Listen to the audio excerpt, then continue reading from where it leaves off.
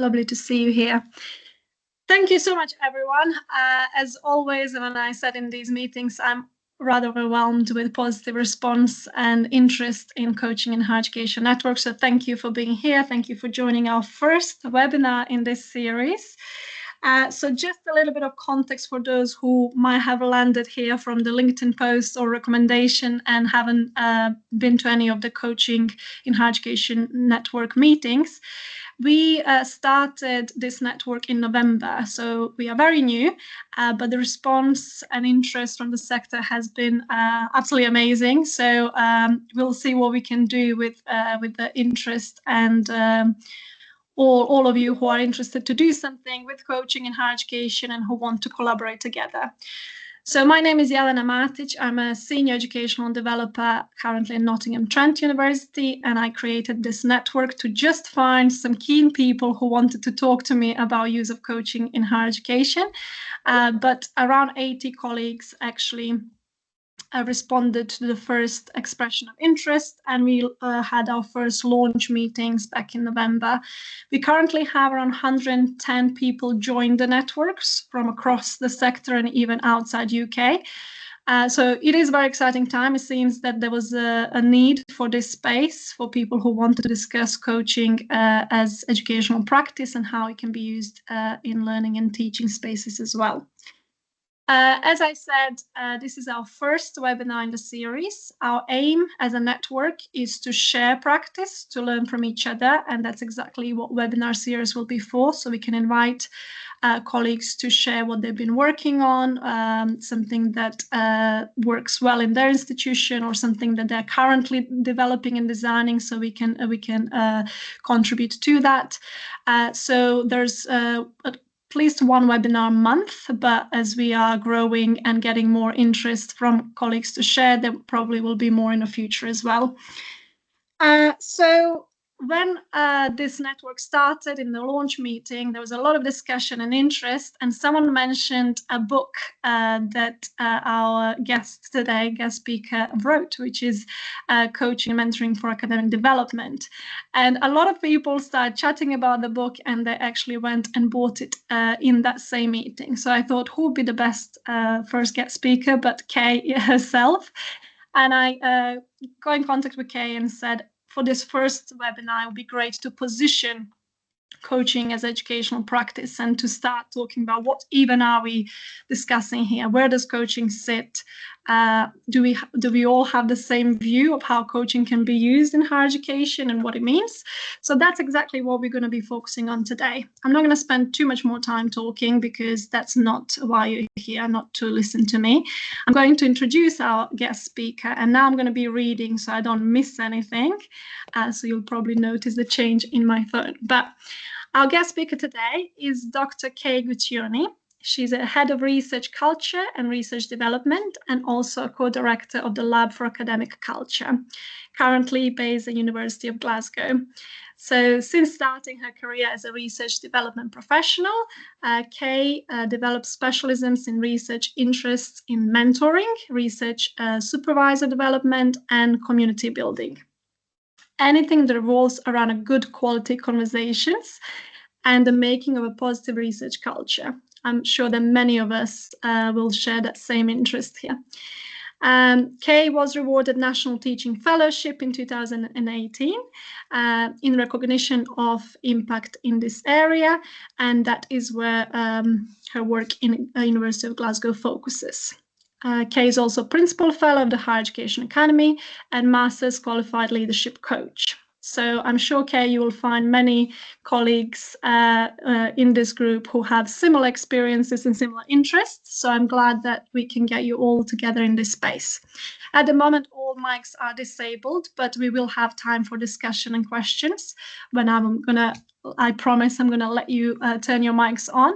But please, as Kay is speaking, use the chat and Q&A function. My colleague Ellen Nichols, who is here today, and myself are going to be managing chat and Q&A to make sure that we can answer as many questions as possible.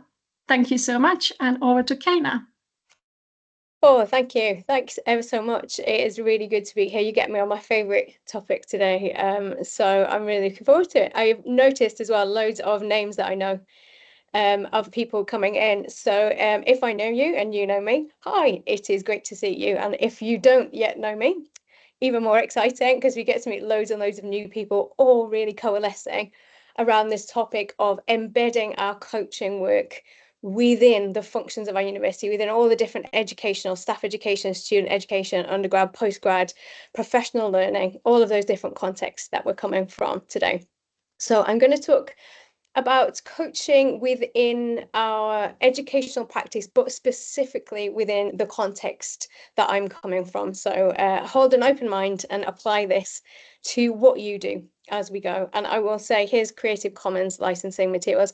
I'm going to give you these slides. You will be able to share these with others, and because they're Creative Commons license, use them however you will, and that just gives you the terms of use if you'd like to use these openly. I will say it had every intention of sharing these for accessibility purposes before I came today, and time just got the better of me. So I am aware it would have been better to send them to you ahead of time, and my apologies for that today. So as we go, I've got some things that I'd like to say. I'm going to talk for about half an hour on some of the work I've done and what I think it means and how I think it sits within the different educational theories and frameworks that are pertinent to my work.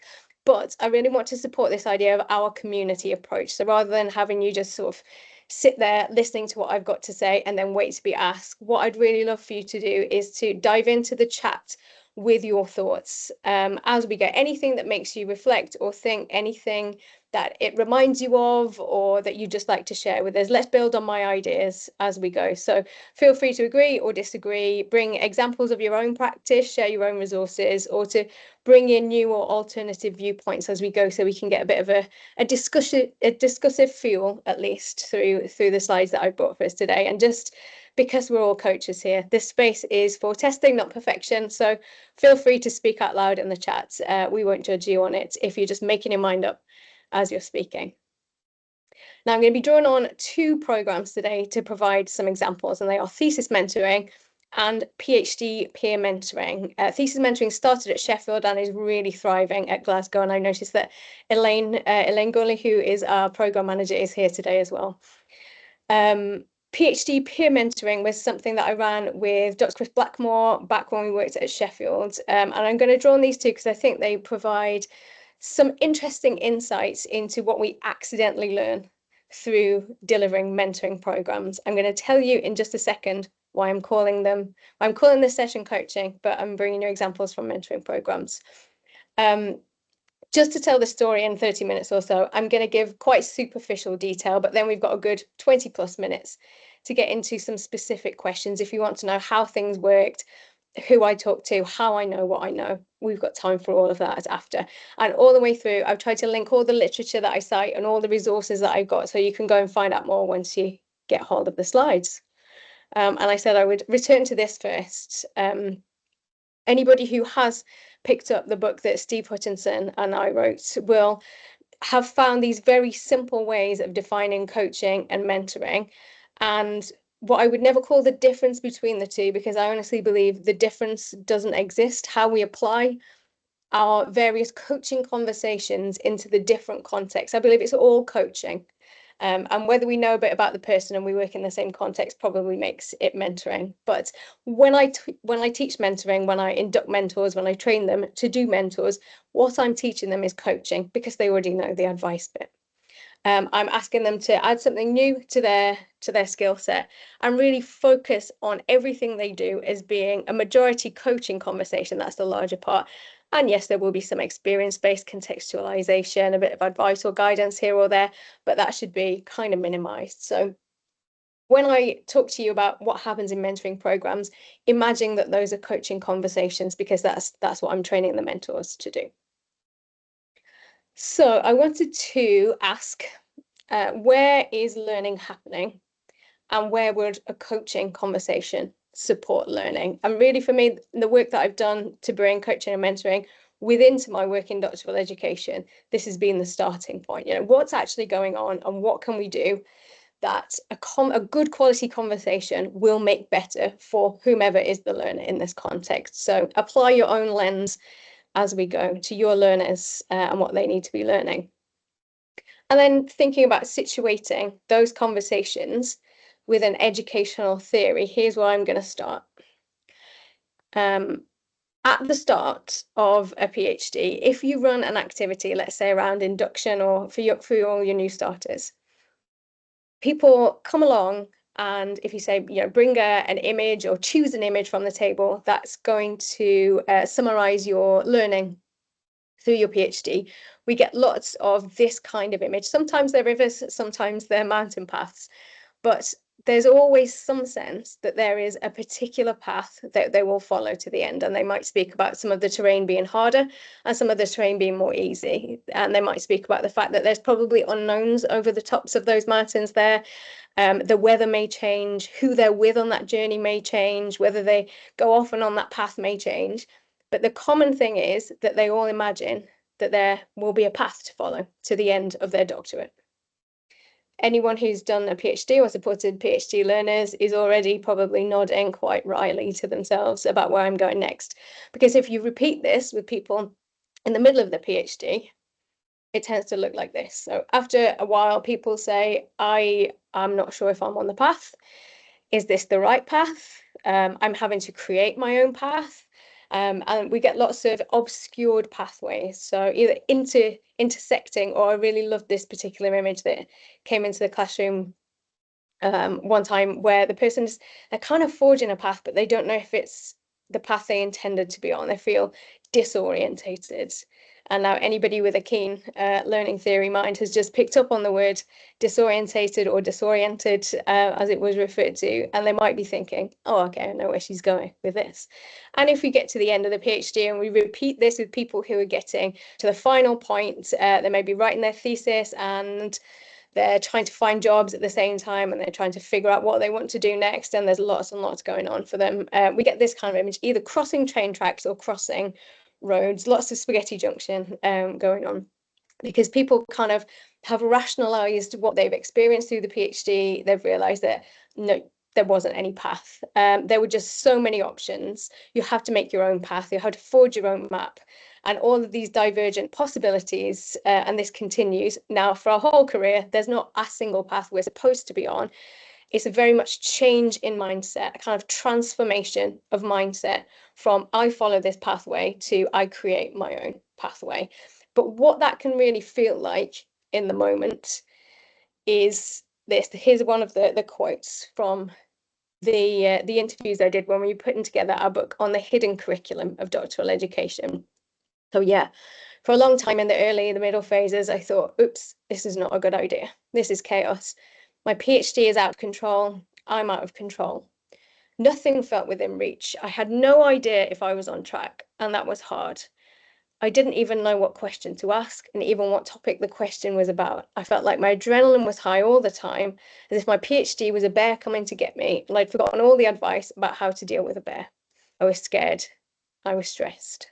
Okay, so you can see here that within this learning context, this person is trying to find their way forward. They don't know what question they want to ask. They don't have a framework for learning.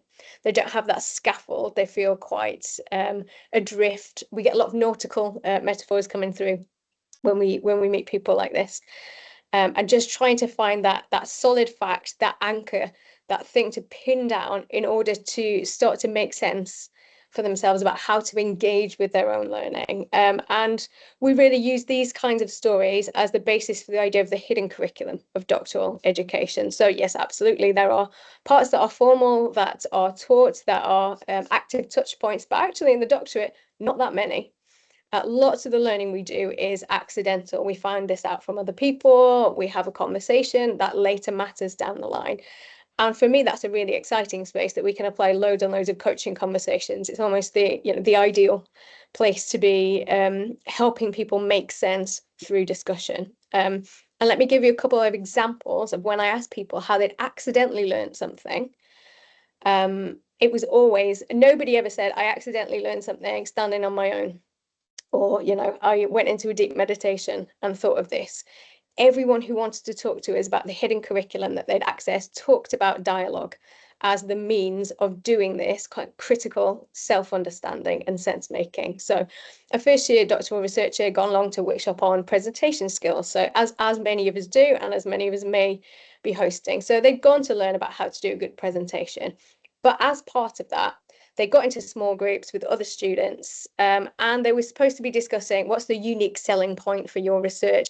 And one of these activities that we've all done time and time again, which is what's the elevator pitch? How can you tell somebody about what you do in 30 seconds or less? So they get into groups to do that. And then this student finds that through this activity, other people are talking about attending conferences with their supervisors. And this researcher's not really thought about that. They knew they'd have to do a presentation, but they didn't know why. They'd not put that into the context of going to a conference. And others were feeling nervous about presenting because of who the audience would be. Again, a piece of hidden learning that comes through that dialogue. Who will I be presenting to? What does this mean for me? So they discussed how conferences are important to establish your name in the field and to find your post-PhD job. And kind of armed with this new information, the first year then got to seek out another conversation to take this into discussions with her supervisor at the next meeting. And then in the second example, this is an example I absolutely love. A second year researcher decided, oh, I'm going to join the PGR committee because that would be a great thing to put on my CV. I can say I've been the rep. And at the first meeting, someone asks, is there anything you'd like to raise from the PGRs in your department? And at that point, she realizes, oops, I should have consulted them. That's what repping is. So for this person had joined really to offer their own opinion and suddenly had their awareness raised of what it means to be a rep and how to do repping well. So she promises to go away and have this conversation. So again, all these things that we take for granted, that, you know, join a committee to do representation work. If you don't know what that is, there's a hidden curriculum there. So in doing so, she becomes really aware, she's talking to all the PGRs in her department, that the procedure for taking a leave of absence, people are experiencing that as quite stressful and in some cases discriminatory. And she takes all that back to the committee, and they do actually manage to make a change in the way that process happens. They change the paperwork, they change who can access the paperwork. But later on in her third year, when she needs to take a leave of absence, she tells me, she's the one guiding her supervisor through this. So there's been a kind of empowerment through conversation, through these interactions, through the discussions, a piece of information that's useful to her is being able to take forward. So here, what I'm kind of showing to illustrate this is that almost every day, every corridor conversation, there is an intervention point at which a conversation could take place and someone could learn something. Now, that's quite different from, let's say, a trained, professional, structured coaching conversation. But what I'm asking is, how can we intervene in these spaces in ways where people get commonly very stuck with what they need to learn, how to progress, to add things into that.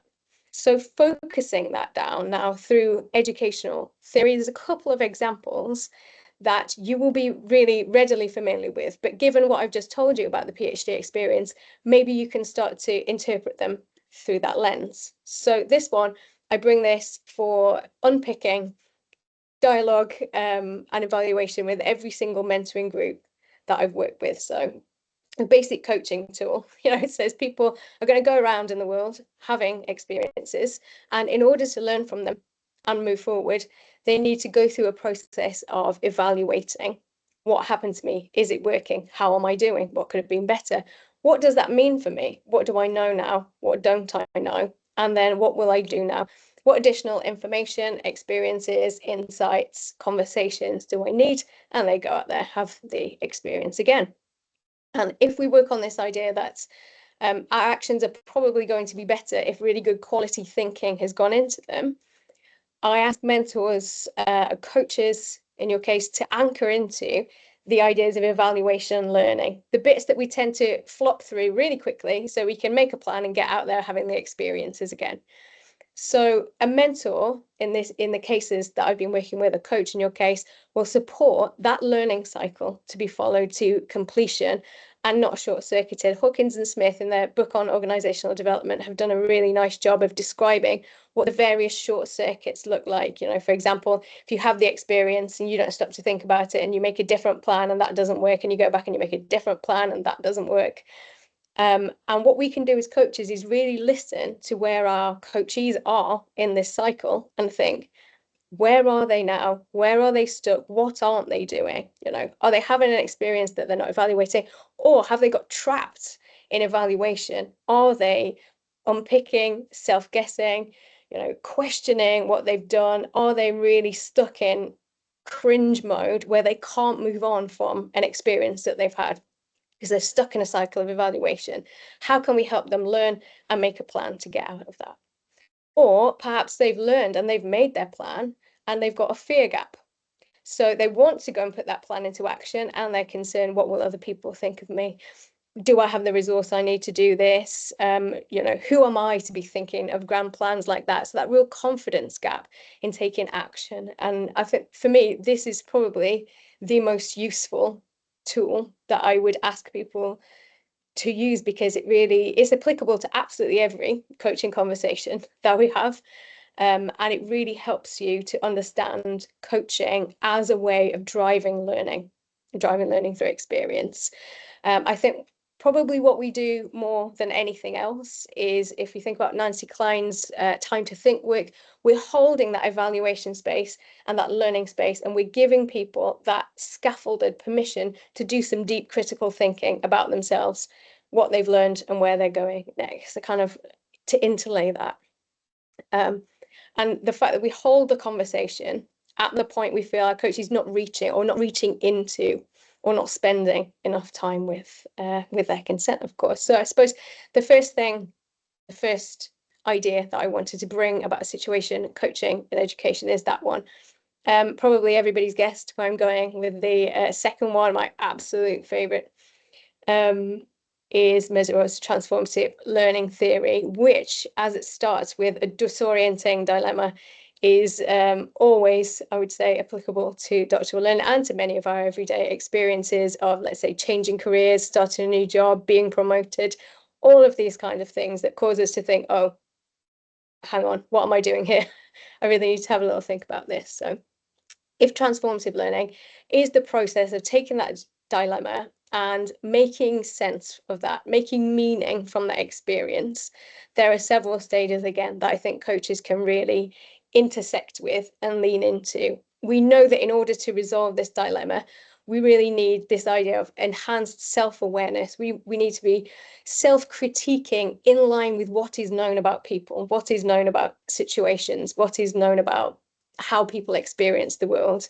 And we need to have an open mind to new ways of thinking and doing. And now none of those words will be alien to you if you're working in a coaching space. So really thinking about how to move from this sensation, this emotional reaction of I am disorientated and I don't like it, through what's gone on for me. What does that mean though? Who else is like me?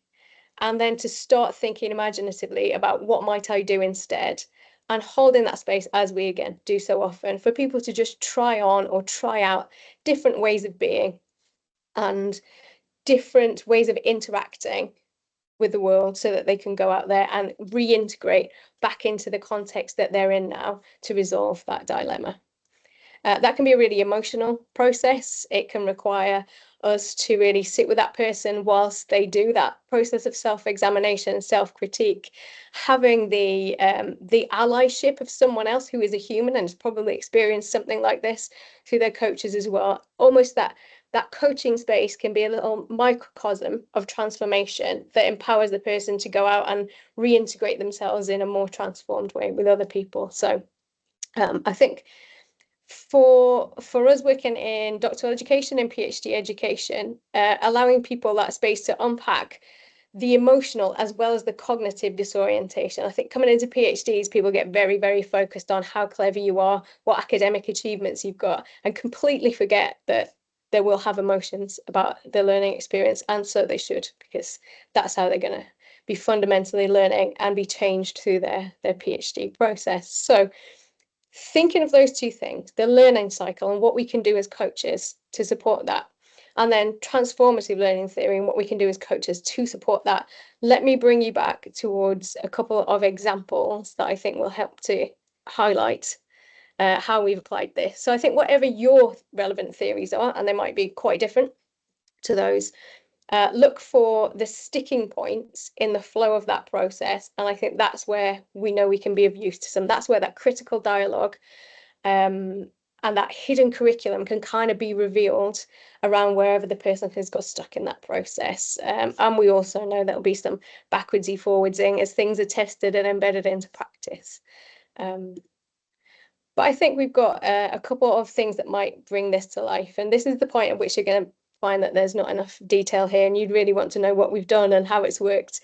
But happy to pick up afterwards on this.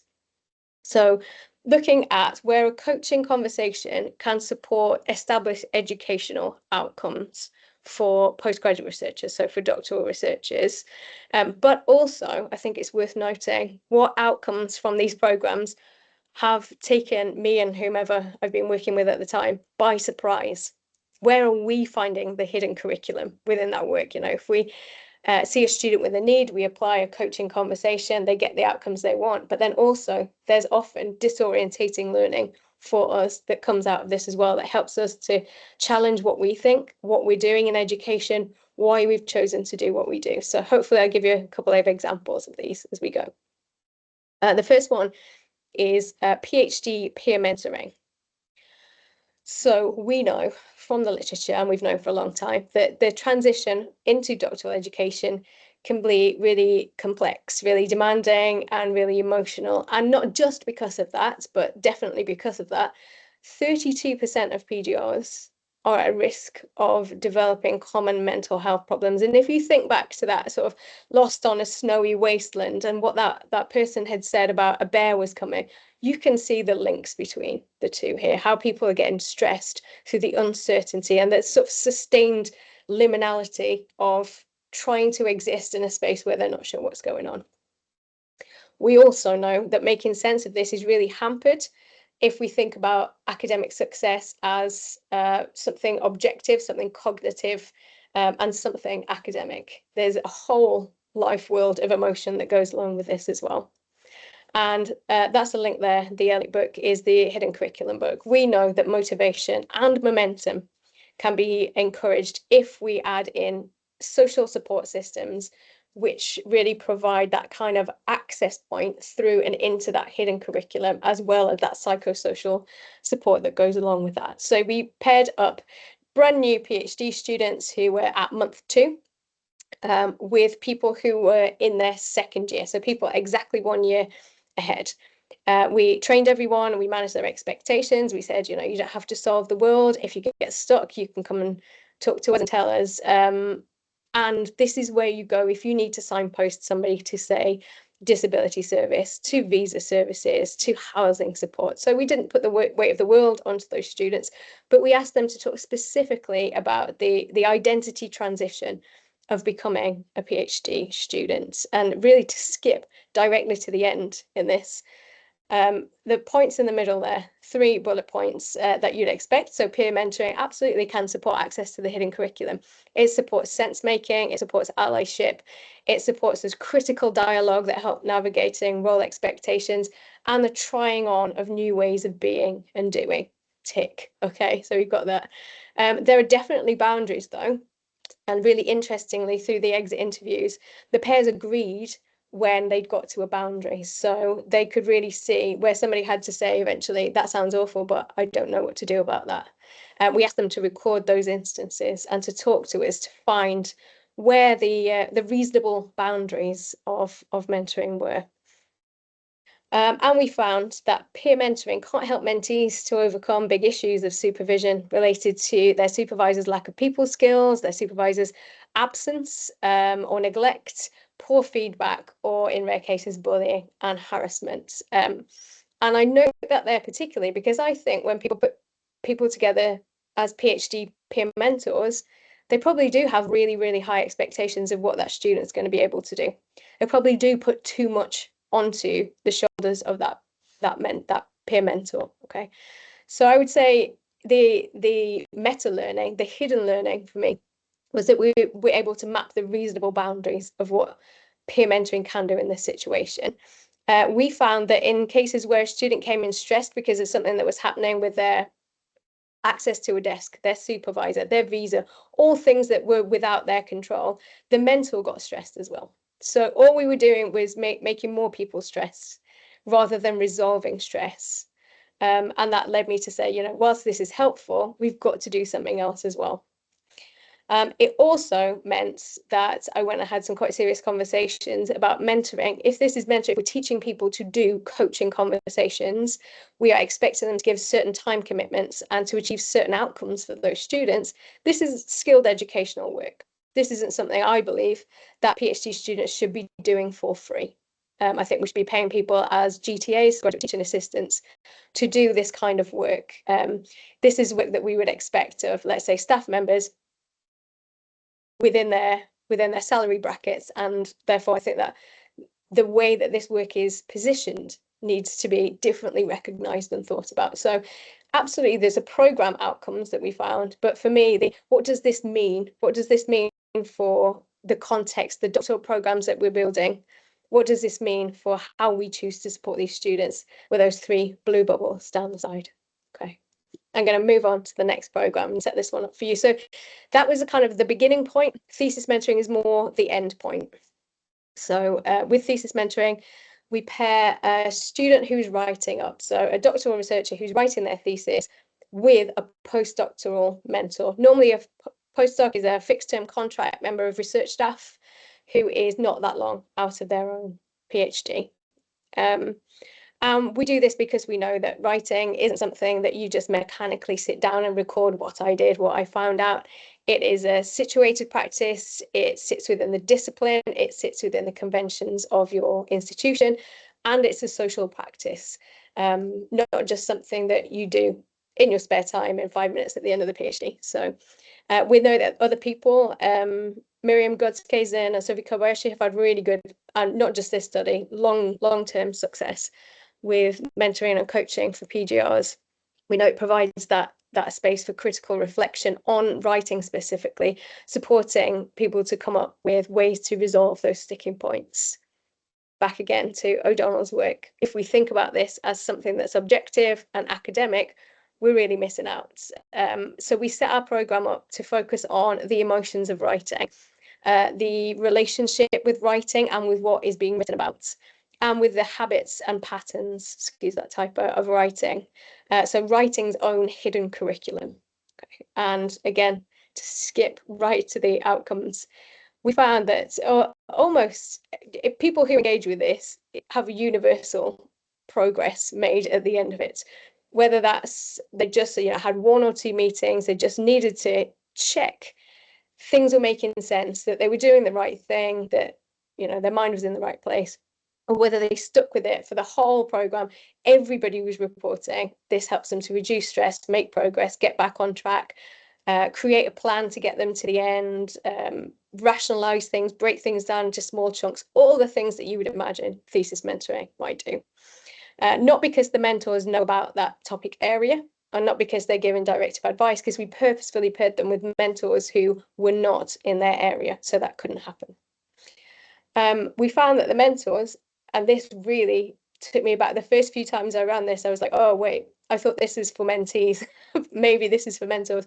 So these postdoctoral researchers who never normally get a look in as supervisors, they don't get the training, the development, they don't get the credit and the kudos, are giving me information back about a very sophisticated set of supervisory skills and self-awareness that really helps them to talk the language of, I've built a learning alliance with this student. We together have agreed how we will get through this. I really understand where people are getting stuck with writing. I know why writing is so hard now. I've applied this to other students in my department. I've applied this to myself. I have a better relationship with writing, on all these absolutely brilliant things that were coming out for mentors. But guess what? Thesis mentoring can't help mentees to overcome issues of supervision related to their supervisors' lack of people skills or absence or poor feedback or bullying. So there again, there's just such structural limitations to what this good quality coaching conversation can resolve and what it can't resolve. So learning for me, huge positive impact on the postdocs, the mentors. That led later to us formalizing in at least a couple of ways recognition for this group of staff as associate supervisors internally at the organization, making sure people could join supervisory teams from that position, which has been something that was locked out to them before. And then also working with Elizabeth Adams and UK Council for Graduate Education to create an associate award for their recognised supervisor award. So there's like a half-level award now that postdocs can go for, and they can get recognised for this really important contribution to doctoral education. So it's helped us at Glasgow really start thinking about, we need a greater focus on supporting supervisor practice. And absolutely everybody's thinking that. Like it's something that we all see has been an issue for a long time. But what this program has done is give us specific things to go back to those supervisors with and say, look, this is where people are getting stuck. This is how the mentors have unstuck them. Let us help you. And to really think about what happens when the supervisor falls down. What are those support mechanisms that we need to build in to the organisation? What does the whole package of education for the doctorate look like, aside from these sort of single, independent and individual conversations? So where a coaching conversation can't support the educational outcomes, what can we do with that? And I would say the 4 things that I've taken forward to work on over the years are the recognition for supervisors, the greater focus on supporting supervisor practice links to a small study I did with our PGR conveners, PGR tutors, and looking at that meta piece of how supervisors are supported. It helps us to really position mentoring as skilled educational work, not just something we do to be kind to each other. And there's probably applications here that you're thinking of where we really need to spell out why mentoring works when it works, and it works because we put the effort and energy in to our practice, not just because 2 people were together in a room. And the idea of transferring stress or spreading stress, and whether that's between PGRs or a later study that I did with Delhi Elliott, again, looking at the idea of stressed PGRs transferring the stress to their supervisors, we really need to look at what's flowing in our systems and how we can intervene in that. So a little bit of meta-analysis there. So I guess the third learning theory or educational theory I wanted to mention is, again, something that always comes up for coaches and for mentors in organizations, the idea of double loop learning. So if the single loop learning is focused on, I put out my program, it worked or it didn't, and I change that coaching application to get back to those educational outcomes, asking the question, for this program, for these people, are we doing it right? Is the program good? How can we make the program better?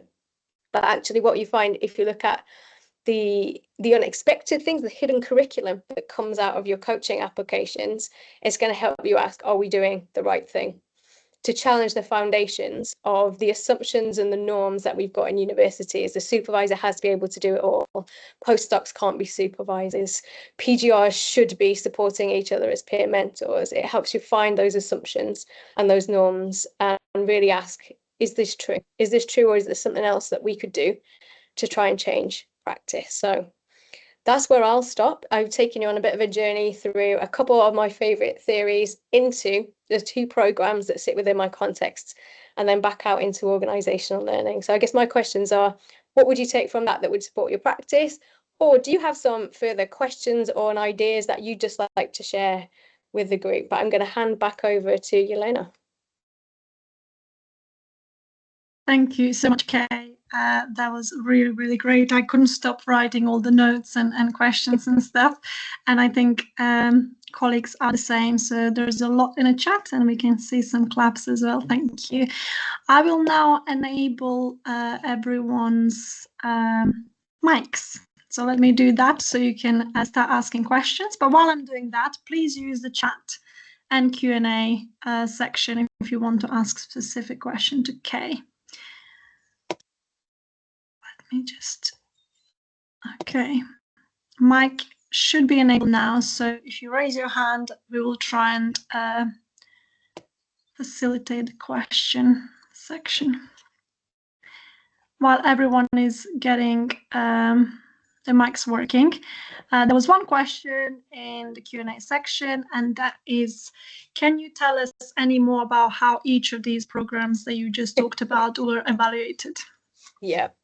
So let me think. So if I go back to PDR peer mentoring, after each of the meetings, so I had 3 meetings over 3 months, and after each one they completed a form that asked where they were able to either be helpful or receive help, where they weren't, what sources from their handbook that I'd given them that had signposting in they referred to, and just a question that was about any concerns that are bigger than this, that the program can't solve, but what should we be doing about this? Because the purpose of that evaluation was to look for the boundaries to peer mentoring. So we were really pushing them to think at the edges. And then so that was 16 pairs in the first cycle. And then at the end, we interviewed 8 mentees and 8 mentors, so half of the pool, and we didn't match them. We just did more in-depth interviews about how they'd experienced working with each other, how, for example, we had certain input boundaries that we put in, and we said, you shouldn't be doing a lot of proofreading, you shouldn't be trying to fix mental health problems. So we asked them about the boundaries we had input, the boundaries they discovered as part of that, and then we asked them their recommendations for the program, and we asked them the recommendations for what would you have liked to have known at the start of the PhD? And we're able to kind of almost focus those 4 areas in. Thesis mentoring kind of had a bit of a different journey, but in a similar way.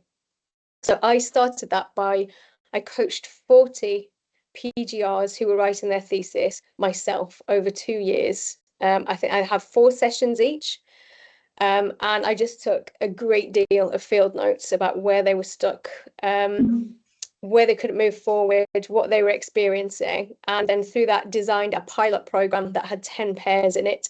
And knowing a lot about the mentees already, I just offered them a form to fill in at the end, which was based on my field notes and what I thought they might be learning. But of course, anything else you'd like to tell us at the bottom. And the mentors, I interviewed all 10 mentors. And that was for my I did my master's in coaching, mentoring, and leadership development at the University of Derby, and that was my dissertation for that. So great deal of interviewing that I then used to make forms and then iterate development of forms, because now with more than 100, 150 or so a year, and this isn't my work, by the way, this is Elaine Gourley's work right now, doing all of this, trying to upscale what we know to be a working model that's come from those more detailed evaluation. I would say cycle on cycle, we don't see great amount of deviation from what we learned our first couple of times. So I think there's probably nothing that exciting going, but key things that we've used to make iterations to the program are things like asking people specifically if they would like to be matched with somebody from a similar educational background or nationality context, and making space that people who, let's say, have families to care for at the same time can be matched with somebody who also has that shared experience. So bringing a little bit more mentoring, I suppose. I think I designed it purely as a coaching intervention, which it works really well as, but people were really longing for that allyship of somebody who knows what it's like to have children and to try and do this work. So yeah, it became more mentoring. Yeah. Thank you, Kay. I'm gonna go back to Q&A before I go into chat, because I noticed a couple of things just popped up. But Emma is asking, can you say more about what you mean by sustained liminality? Yeah, so to be stuck on the periphery, if you could think of it as a community of practice thing or legitimate peripheral participation, with nobody kind of in that central focus to bring them in. So just really feeling as if they're stuck on the outside of something that they're not yet part of, but they're not still part of what they used to be. So that it's what Bridges would call the in-betweens in transitions. Something has ended and something has started, and I don't know how to reconcile these two things. And being stuck in that space with a great degree of uncertainty about how well you're doing, if you're doing the right thing or you're making progress, is a really hard place to sustain. You know, it really grinds down your energy, your confidence. And we see that a lot. And, you know, it doesn't surprise me when we see outcomes on mental health for that particular group. Thank you for that, Kay. And I was just thinking how most of the recent conversations in HE sector are about belonging and mental health. And that's exactly what you just described, that space where how do we ensure the students start belonging to a new environment and transition successfully. Okay, so I will try to summarize. I haven't had a chance to read fully, but there are two longer comments. And one is asking, someone wants to take masters in coaching, but their concern is that they don't want to coach students to manage in an educational environment that creates barriers for them. Did you want to say more on this, Samantha? Did you have a specific question?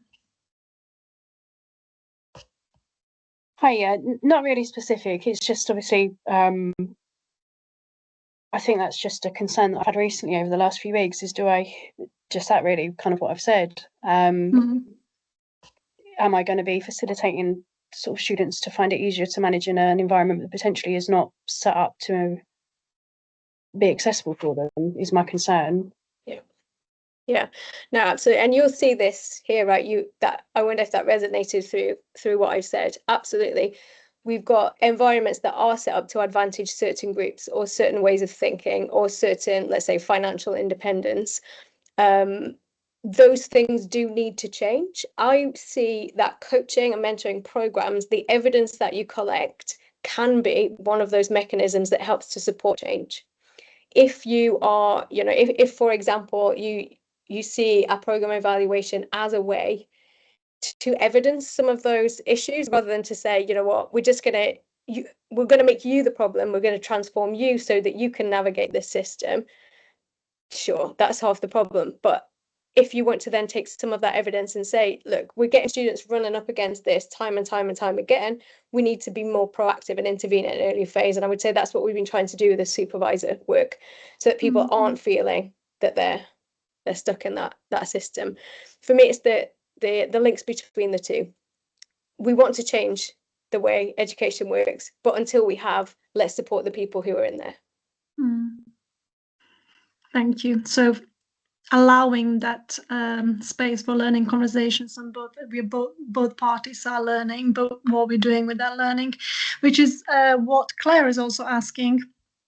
Were you explicitly trying to develop both mentors as well as mentees, or coach and coachees in the schemes you mentioned? Yeah, so I think coming out of my master's in coaching and mentoring, I wasn't unaware. I'm just trying to think back at the time where I would be, and I wasn't unaware that everybody's learning and that there's a lot of reciprocity in what comes out of these conversations. I definitely had, let's say for thesis mentoring, imagine that the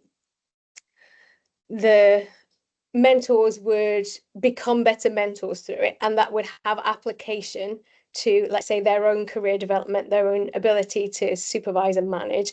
I hadn't understood the depth of how much that would reveal about what they were actually doing right now that was going unrecognized and unrewarded. So a bit of both. I definitely expected something, but the sheer enthusiasm of the mentors for that, and how transformative they found it, I think was a surprise to me. Thank you. Any more questions? I don't know if I missed something. I think there was something from Niels about the comparison of one-to-one thesis mentoring versus mentoring peer circles. Yeah, I think there are some differences. I don't know if they would get an eventual better outcome or not. I've not done that work, to be honest, but I think having somebody who has succeeded takes some uncertainty away, because the person might, you know, let's say for a peer group, they might be saying, I'm unsure, yes, I'm unsure, or it's normal to have low confidence around this. But then the postdoc mentor is saying, yeah, I also felt like that and I have succeeded. So it's almost that they've passed a specific checkpoint whilst carrying those same feelings and uncertainties. So I think there is something about having somebody on the other side of that. For me, I think that's a kind of a dynamic difference there. I also think that people do often see somebody who is a staff member as being a bit more of an authority. And I say this because we have run another program in various different ways, different places I've worked, which is about PGR leadership development. And if we give people a team leader who is a postdoc and give them a specific role to facilitate rather than to engage with and join in as a peer, we get more work done than if we run it as a sole peer group. So I think there is something in the dynamic, but like I said, I've never tested that with research. That's a great question. Thank you. Any more questions or comments for Kay? Okay. How much of this work do you think is translatable into undergraduate context? And Ellen is specifically talking about the need to work with students on the emotions of writing, the relationship with writing, and that is important many levels of study. Yeah, so I mean, if there's writing to be done and if people are experiencing lack of confidence with it, I would say quite a lot of that is going to translate. Whether it ends up being a group to mentor model or a peer mentor model or, you know, one-to-one, it's going to depend, I think, more on the context of the organization, how many available mentors you've got, how much investment that you can make in that. But I don't think any of this will be not useful. I think because the thesis is so big and because it's so self-directed and it doesn't have those smaller checkpoints, I think there's probably more of a relief cycle involved in that. But I would say, you know, to sit down, set a target for writing, write the thing, feel good about that, and plan to do the same again the next day is going to be, you know, useful for anybody who wants to do writing. Yeah, I need some help with that as well. Yeah, Alex is asking, can you say a little bit on how you train the students in coaching practice as different to mentoring? Hang on a sec. So coaching as different to mentoring. Yeah, so people join a mentoring program. So I find this, and maybe that's changing over time. But at the time when I set off both of those programs, coaching was seen as something that was for if you're not doing very well. Okay, so it was something remedial or something that addressed a deficit. Whereas at the place I was in at that time, mentoring was a normal part of educational life. We had lots of things from, you know, student lifestyle, mentors for brand new undergraduates joining. It was a commonly used word at the university that I was at that time. So people joined mentoring programs because they thought it was about meeting people and having good conversations, whereas people didn't really sign up for coaching things because they felt it would expose them. So that for me is probably the most key difference. The fact that we've got peers talking to peers or people from the same context talking to peers, we almost can't get away from that. You know, we're never going to ask people to withhold useful advice or guidance just because we're coaching now. You know, we're going to disadvantage the coachee just because we're asking people to use those skills. But every single person who has come along and said, yes, I want to be a mentor, I think I'm already doing it. I think I'm doing it really well, has been pleasantly surprised when we've given them more tools for that toolkit. So whether that's been, you know, our senior professors, whether that's been PGRs, whether that's been postdocs. So I teach students to coach each other in exactly the same way that I would teach professors to coach each other. What they're focusing that onto, the individual goals might be very different, but I'm teaching them the same skill set, you know, to hold off giving advice, try on how that feels, figure out for yourself why it felt uncomfortable. And then once we've got into the mindset that there are other things that you can do to be helpful, let's go and find our favorite tools and techniques. And I think that is as much a personal, I'm sure people here who are coaches are going to say the same, that's as much a personal preference than an applied preference. So I like these particular models and styles and I use this. I don't use this. Like, you know, there are things that I don't love at all, I've never got on with, never resonated with me, and things that I just don't remember to use because they've never stuck with me. And then things that I do, and that's personal to me as well as specific to the applications. So Yeah, I think I probably, in terms of how I do that, which is the question, how I train the students, we start with asking people not to give any advice for 10 minutes and then to figure out why they find that so uncomfortable. So, and if we can open up that framework, then we can pop anything into that framework we want. You say, you know, here's a coaching model, here's grow, here's anything that you want to put, here's a bit of transpersonal, here's how to use postcards, here's how to use the Mr. Men chart to do a bit of coaching. And you can fill that framework as long as you've opened it up in the first place. Yeah, I would agree with that, actually, with the training that we do here for coaching. When we explain coaching as a theoretical concept and the GROW model or any other model, it all makes sense. But it's actually in practice that people reflect back and think, I was uncomfortable and it was really difficult not to say you should just do this, or if you did this, everything will be great. So that recognition of why it feels uncomfortable and why is that your default is very important. Especially in academia, we're used to being the experts. We walk around telling everyone our opinion all the time.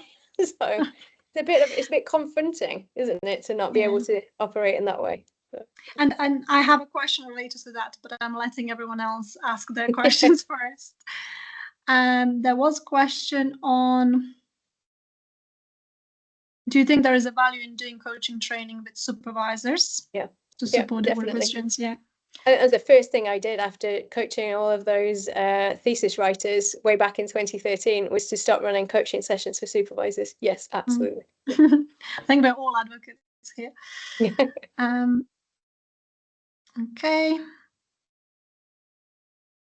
Okay, so I don't think there's any specific question here. So I wanted to pick up on something you mentioned a few times, and that recognizing coaching and mentoring as a skilled educational work, and rightfully so, you question and challenged why do we ask students to do that and not pay them for this skilled work. But it does make me think, in the conversations we had as a network, do you think now that coaching and mentoring is essential or desired skill for those working in higher education, the landscape that we are currently facing? So I think we have shaped loads and loads of educational practice right through undergraduate and beyond to really focus on either what would we call it, person-centered, student-centered learning, right? If we ask for student-centered and don't tell people where that came from, you know, who founded that? Why did it come out of professional therapeutic practice? Why has it been appropriated into education? And what are some of the tools that you can actually use to do that?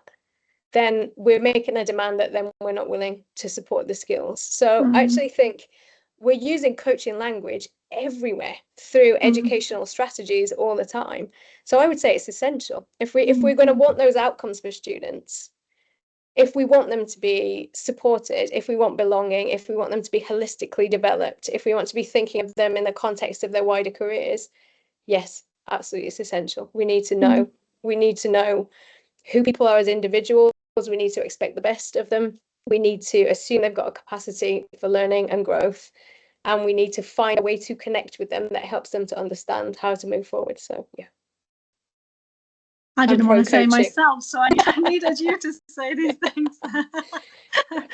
Thank you so much. Okay, so we are on the hour. It looks like we're going to finish early, and a lot of people actually had to go an hour as well. Any other final questions, comments for Kay? Anything? Please, also, it would be nice to see some faces if you want to turn your camera and mic on and ask a question.